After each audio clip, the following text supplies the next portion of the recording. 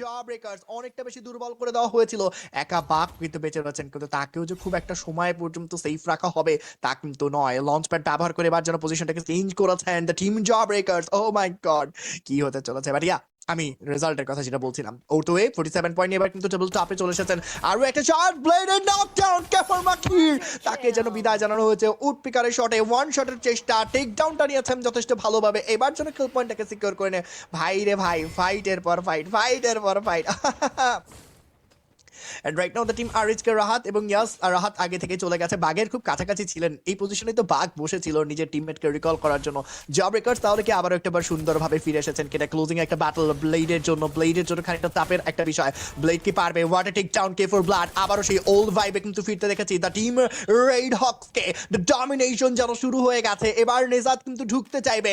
ব্লেডকে হারাতে হলেও কিন্তু খুব কুইকলি কিন্তু তাকে রিকভারও করা হয়েছে, রিকলটা দিয়ে হারা হয়েছে। ব্লেড ব্লেড ব্লেড ব্লেড তার জাতটাকে চিনিয়েছেন যে তিনি কেন সেরা, তিনি কেন সেরা।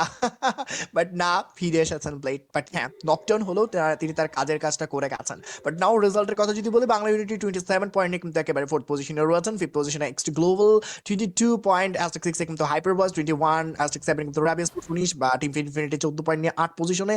9 নম্বর পজিশনে কিন্তু জবরেকার্স 12 পয়েন্ট, রেড হক্স 9 পয়েন্ট নিয়ে কিন্তু একেবারে টেবিলের বটমে ছিল, কিন্তু এইবার কিন্তু তারা তাদের ভাগ্যের চাকা পাল্টাতে চলেছেন এই ম্যাচটাকে দিয়ে। এবার আমার মনে হচ্ছে, এবং এই ম্যাচটা থেকে কিন্তু তারা অনেক বেশি পয়েন্ট কিন্তু ক্যালকুলেট করতে চলেছেন। অন্যদিকে কিন্তু রেড হক্স এবার কিন্তু নিজেদের কিল ফিটটাকে যেভাবে আসলে বজায় রেখেছেন, একটা বুয়া কিন্তু এই ম্যাচের চিত্রটাকে পাল্টে দিতে পারে।